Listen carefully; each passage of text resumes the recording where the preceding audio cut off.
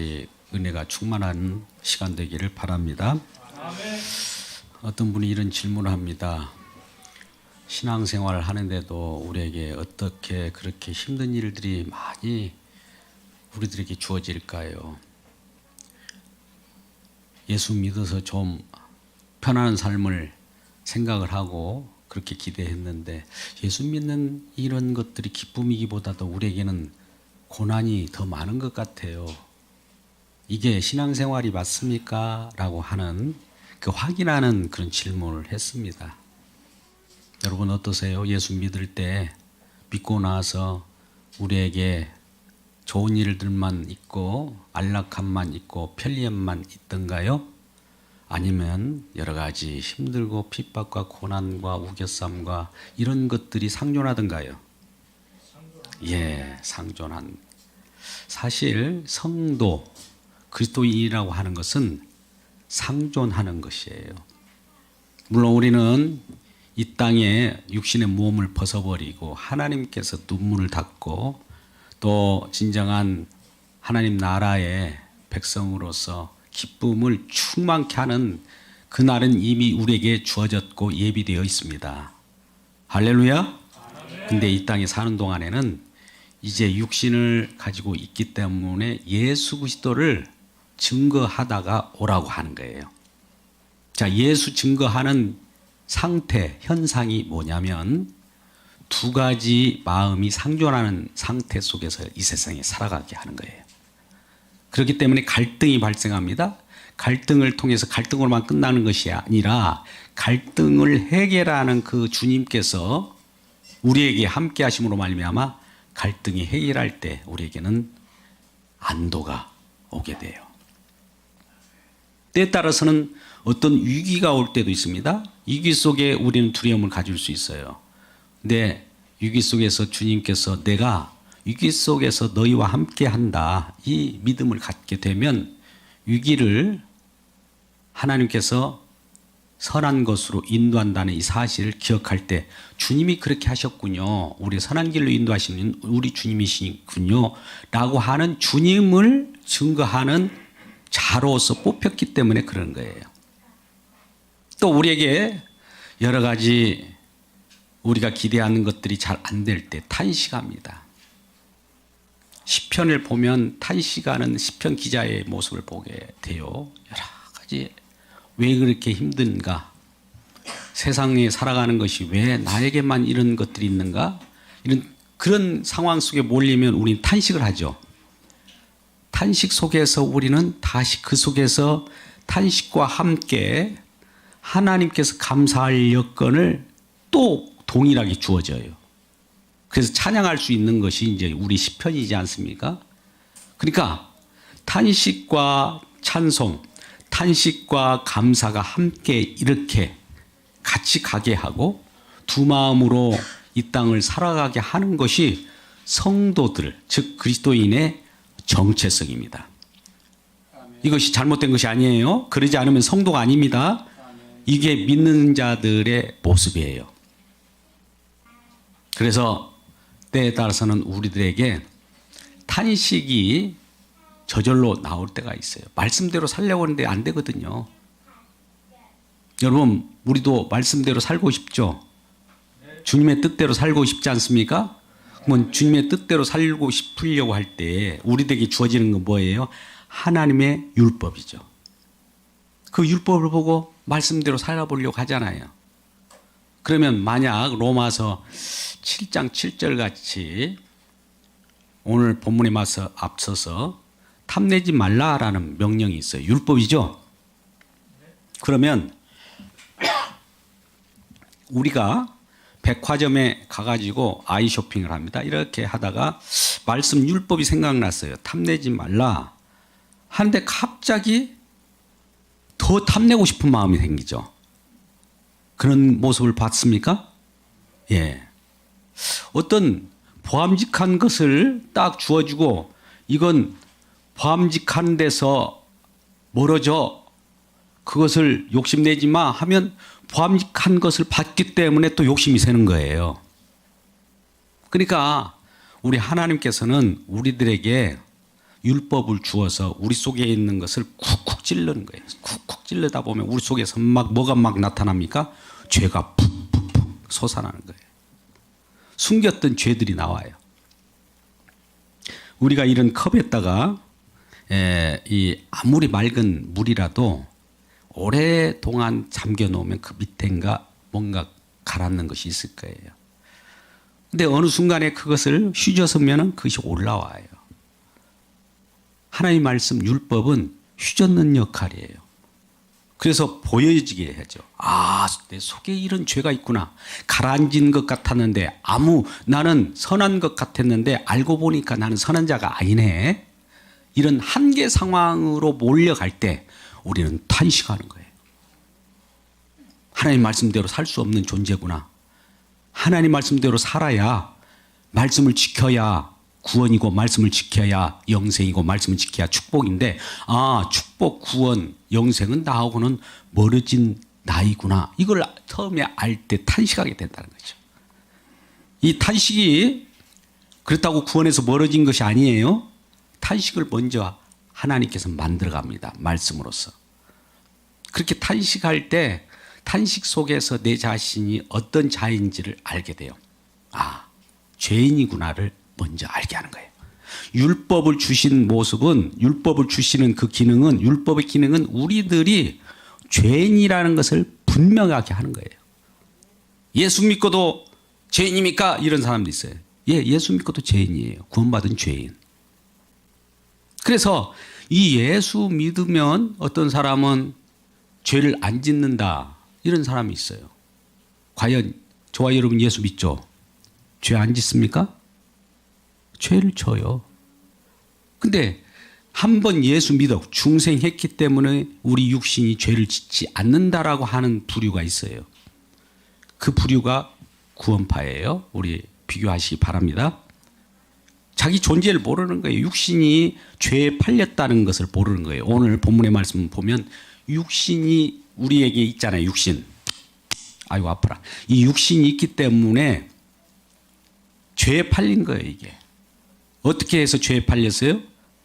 우리 선조인, 우리 조상인 아담이 하나님의 말씀을 거역해서 선악 나무를 건드렸고 그 나무의 열매를 따먹음으로 죄가 쑥 들어온 거예요. 그러니까 죄에 놓여 있어. 이 세상 모든 사람은 죄에 놓여 있다라고 말씀이 가르쳐 줘요, 처음에. 근데 어떤 사람은 나는 죄 나하고 무슨 상관이야? 아담하고 나하고 무슨 상관이야? 나는 지금 이 시대에 살았고 그 아담은 전에 살았던 분인데 나하고 무슨 상관이야? 나는 지금 그래도 착하게 살고 있고 남이 볼 때 정말 법 없이 사는 사람인데 왜 나한테 죄인 이런 말을 하는 거야? 이런 사람들이 있더라 이거죠. 이런 사람들이 초대교회에도 나타났어요. 바리새인들입니다. 서기관입니다. 말씀으로 열심히 살기 때문에 그들은 죄를 발견하지 못해요. 말씀이 들어갈 여지가 없어요. 우리 심리학에 혹은 이제 복지 쪽에 나 보면 방어 기제라는 게 있어요. 뭔가 딱 들어오려고 하면 착 방어하는 거 있죠. 근데 말씀이 들어가는데도 방어하는 일이 벌어져요. 특히나 우리가 복음을 전해보면 압니다. 복음이 쑥 들어가려고 하는데 나는 알아 그래버려요. 복음이 들어가려고 하는데 그가 아는 복음이 무슨 복음인지 모르겠는데 하나님이 역사하려고 하는데 자기가 탁 방어해요. 이런 것들이 결과적으로 나는 괜찮다. 나는 배웠다. 복음을 증거한다고 해서 복음을 안다라고 해서는 안 돼요. 저도 말씀을 증거하지만 죄인입니다. 설교를 하지만 죄인으로서 선 거예요. 우리와 동일하게 말씀을 같이 받고 선포된 말씀을 동일하게 그 안에서 부복받아야 될 자입니다. 저는 똑똑하고 우리 설교 듣는 여러분들은 못나고 그런 것이 아니에요. 동일한 입장에서 같이 듣는 거예요. 주의 말씀을 같이 받고 같이 나누는 거예요. 그래서 말씀은 우리들에게 임할 때 우리 속에 죄를 이렇게 드러낼 때 놀라지 마십시오. 하나님 말씀은 능력이 있다고 했잖아요. 우리가 그토록 외웠던 히브리서 4장 12절 말씀, 오늘 기도하신 분도 그런 말씀하잖아요. 하나님 말씀은 활력이 있잖아요. 좌우에 날선 검이라면서요.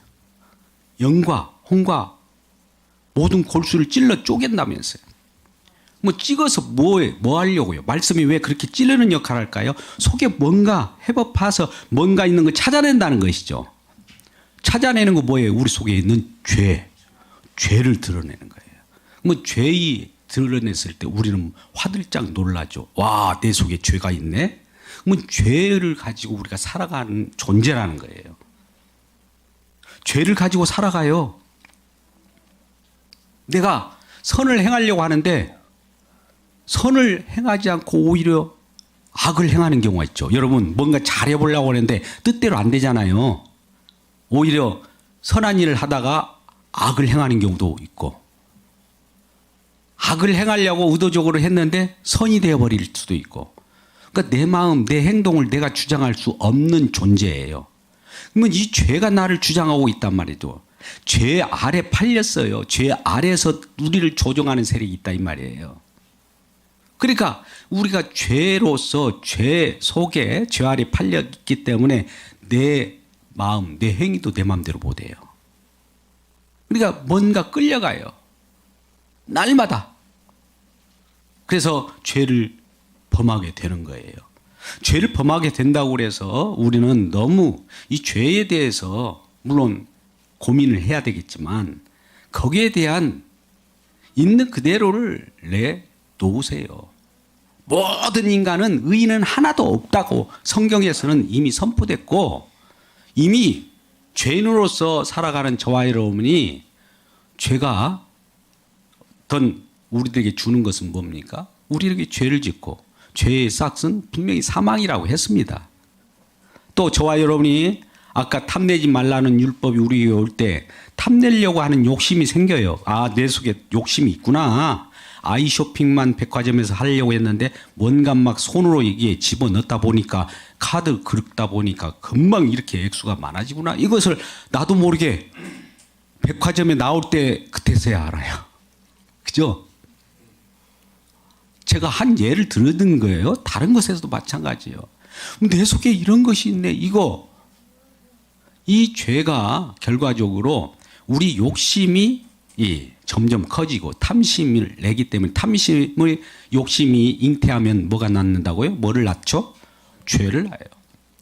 죄가 장성한 즉 사망, 죽음이라는 거예요. 그러니까 우리 모두는 죽음의 존재라는 거예요. 죽었다라는 거예요. 아니, 나 살았는데. 예, 생물학적으로 살았어요. 근데 하나님이 진다는 하나님과 범죄함으로 멀어졌기 때문에, 떨어졌기 때문에 죽은 존재로부터 시작하는 거예요. 아, 나 안 죽었어. 하나님이 개입할까요? 안 죽었는데 너 그냥 살아라 그럴 거고. 죽었던 존재들은 하나님께서 이제 개입합니다. 왜요? 죽었던 우리를 살리시려고. 죄와 허물로 죽었던 너희를 살리려고. 에베소서 2장 1절. 허물로 죽은 우리. 아니, 안 죽었잖아요.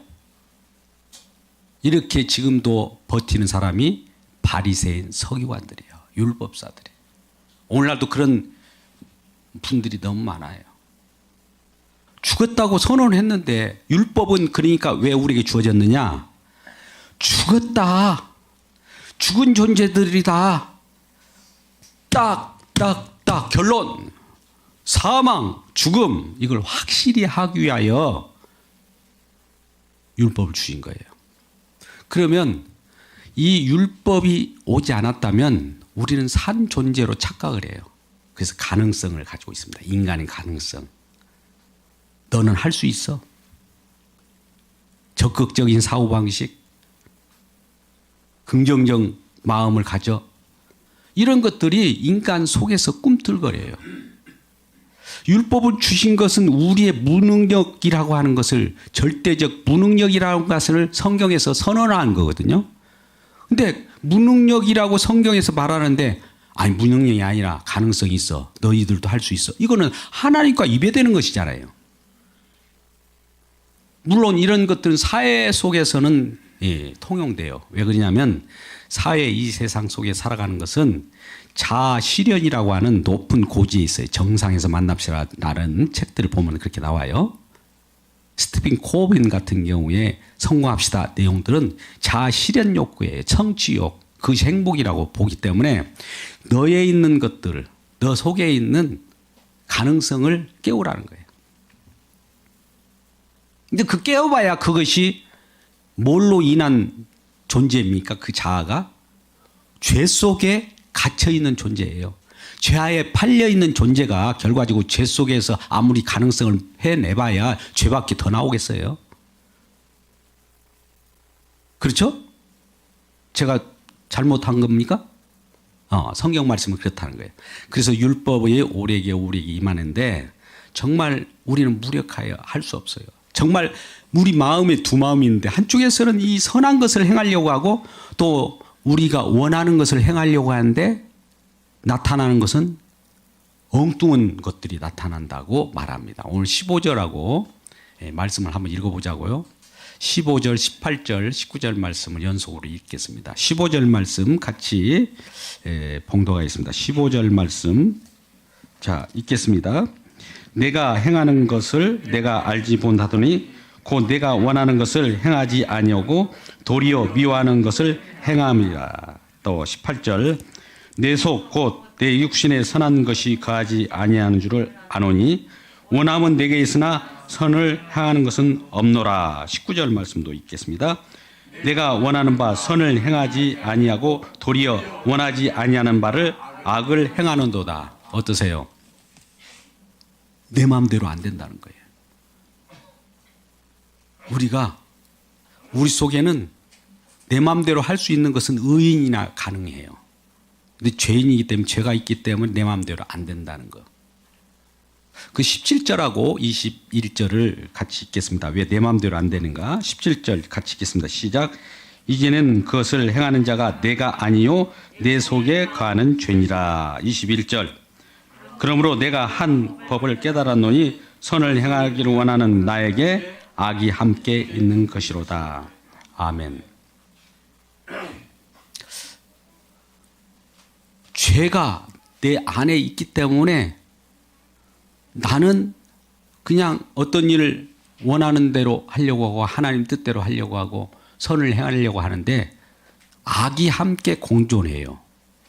그래서 내가 하는 것을 못하게 하고 또 넘어지게 하고 그러면 우리들은 그러한 가운데 하나님의 말씀대로 못 살잖아요. 그러면 우리 속에서는 탄식이 나오죠.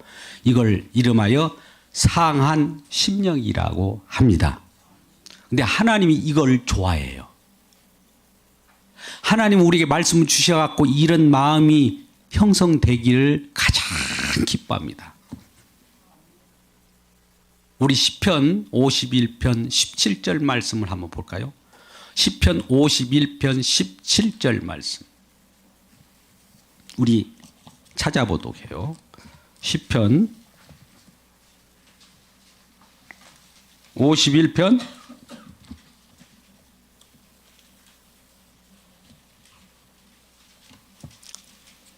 17절 말씀 찾으셨습니까?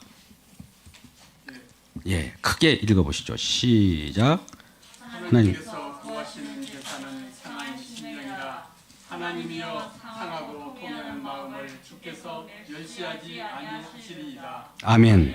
하나님께서 우리에게 원하는 것, 구하는 것이 하나님께서 원하는 것이 있을 거 아니에요. 우리가 예배 자리로 제사적, 이건 제사라고 표현했지만 예배 자리에 가가지고 우리가 어떤 마음으로 와야 하나님께서 기뻐하시냐? 상한 심령이라는 거예요. 상한 심령. 어찌할꼬 안 되네?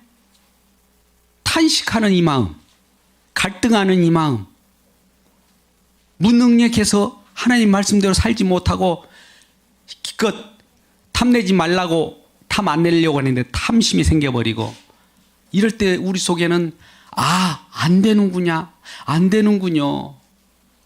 이 한계 상황 속에서 탈출구가 없잖아요.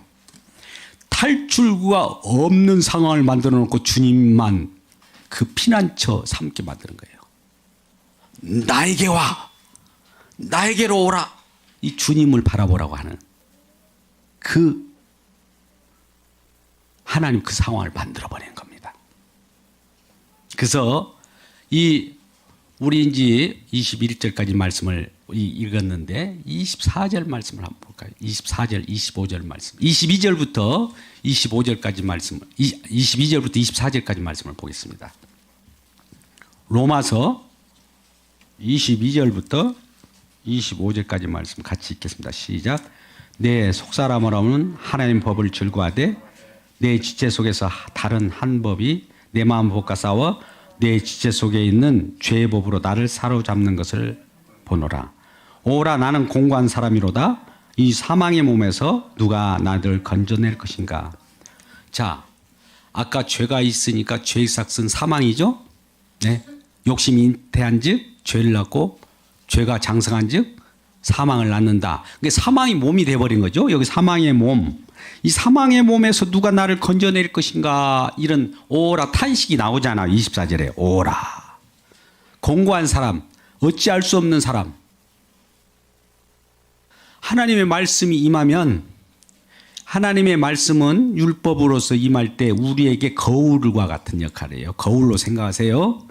거울로 점점 가까이 말씀을 가까이 할수록 내 속에 있는 틈과 허물이 더 잘 보이겠죠.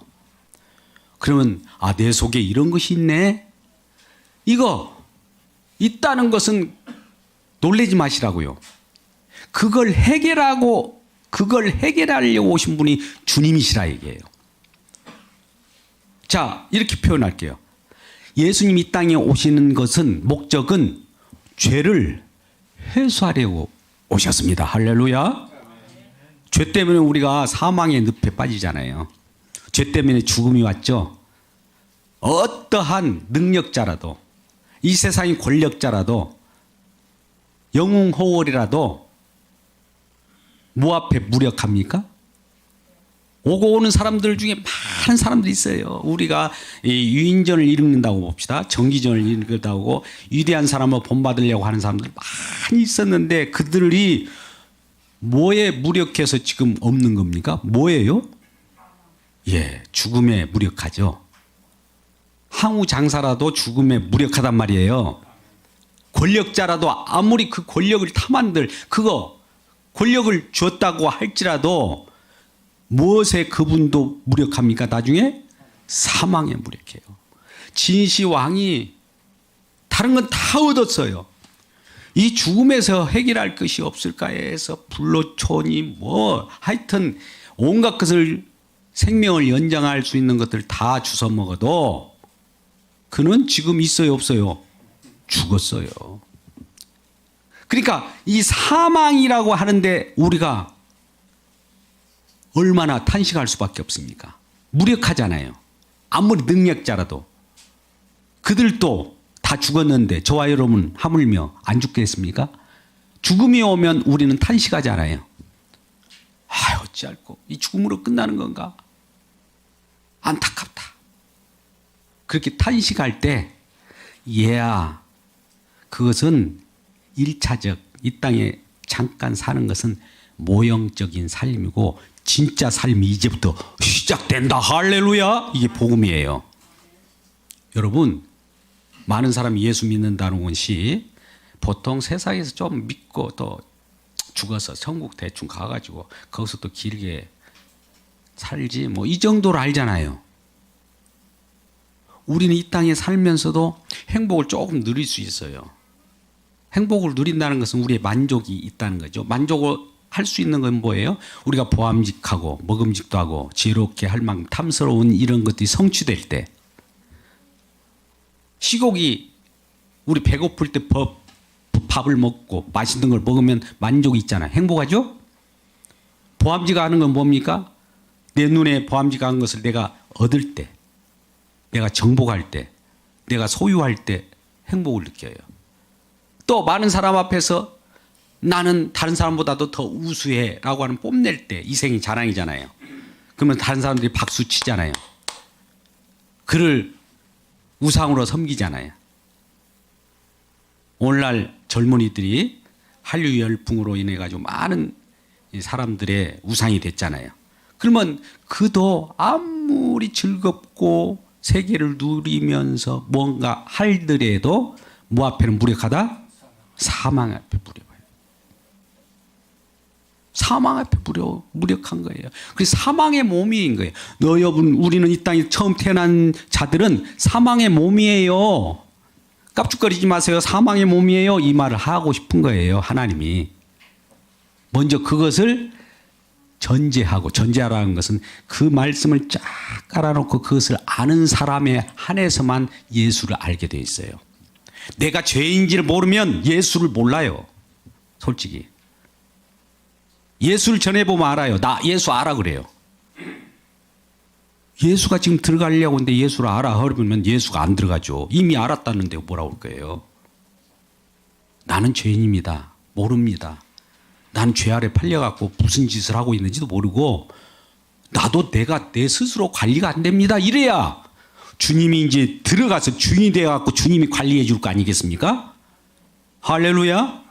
예, 그 내용이 우리는 내가 무력해서 사망의 몸으로 사망의 육신이 죄 아래 팔렸다. 육신이 있기 때문에 죄에 팔리는 거예요. 육신 때문에.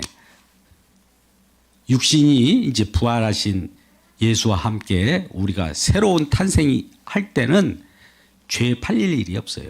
이 땅에 육신으로 태어났기 때문에 아담이 범죄함으로 그 후손으로 태어났기 때문에 우리가 육신적으로는 사망에 있는 거예요.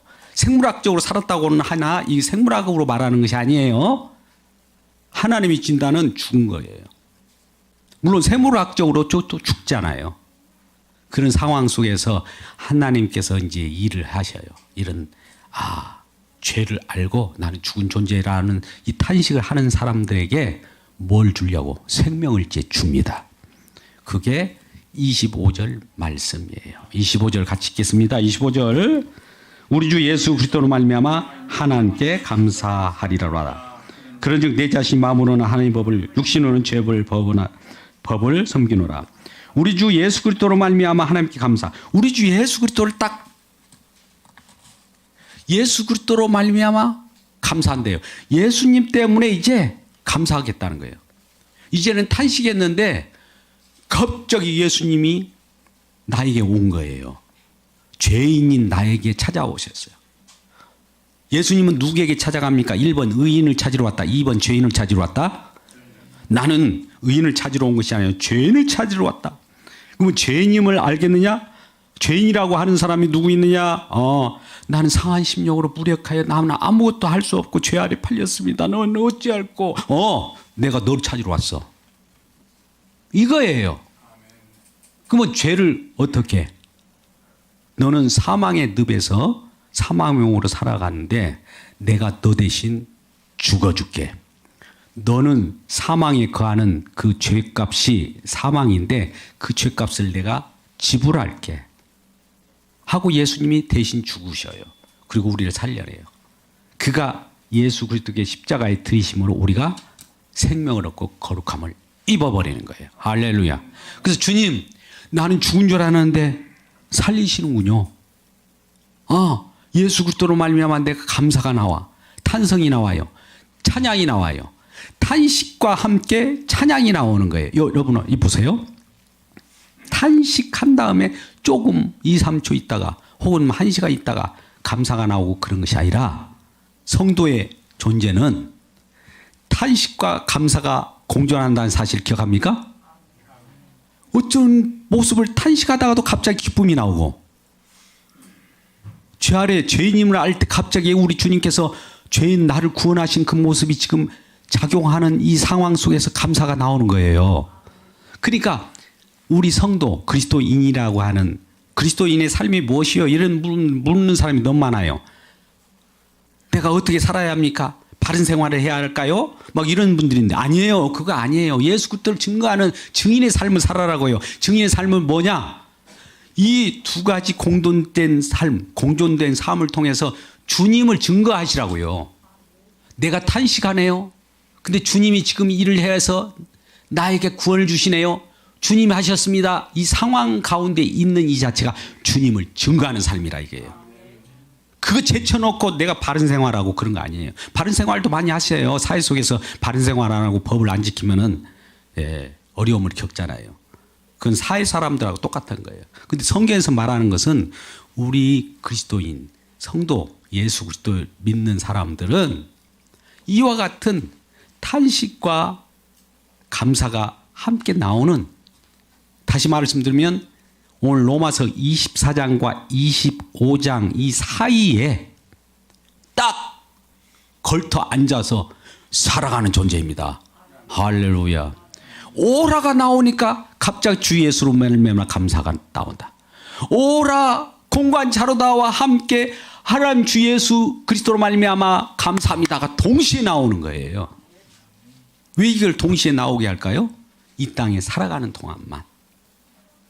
주님을 증거하기 위해서 탄식이 나와야, 죄인임을 알아야 주님이 증거될 거 아니에요.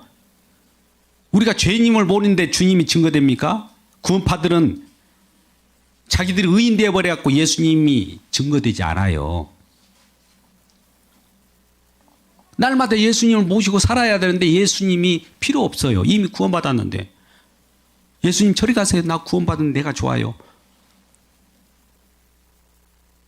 우리는 날마다 주님의 십자가를 통해서 나의 십자가 세워지면요, 나의 죄를 지적합니다. 십자가 자체가. 그래서 탄식을 해요. 근데 십자가 자체가 또 구원을 해내요. 이 두 가지 작용을 하는 것이 십자가예요. 할렐루야. 선악과가 있으면 생명과가 있잖아요. 이 자체가 십자가입니다. 이런 생명을 얻고 갈등할지라도 이것이 성도의 마음이고, 이 땅에 이틀 동안만 그래요. 그럼 이 땅에 거하고 마지막 때 우리는 이런 소망을 갖고 있죠. 한 절만 보겠습니다. 고린도후서 5장 1절 2절 말씀 한번 보겠습니다. 고린도후서 5장 1절 2절 말씀. 고린도후서 5장 1절 2절 말씀. 사셨나요? 예. 같이 크게 1절 2절 말씀을 읽겠습니다. 시작. 만일 땅에 있는 우리의 장막집이 무너지면 하나님께서 지으신 집 곧 손으로 지은 것이 아니요 하늘에 있는 영원한 집이 우리에게 있는 줄 아느니라. 참으로 우리가 여기 있어 탄식하며 하늘로부터 오는 우리 처소로 덧입기를 간절히 사모하노라. 할렐루야. 예, 우리 육신은 죄 아래 팔렸기 때문에 육신이 무너져요. 언젠가. 생물학적으로도 무너집니다. 죽어요. 그러면 하늘의 처소로 새로운 생명의 몸으로 덧입혀진다 이거예요. 이러한 믿음으로 살아가는 우리 모두가 되기를 주님의 이름으로 축복합니다. 기도하겠습니다. 아버지 하나님, 오늘 말씀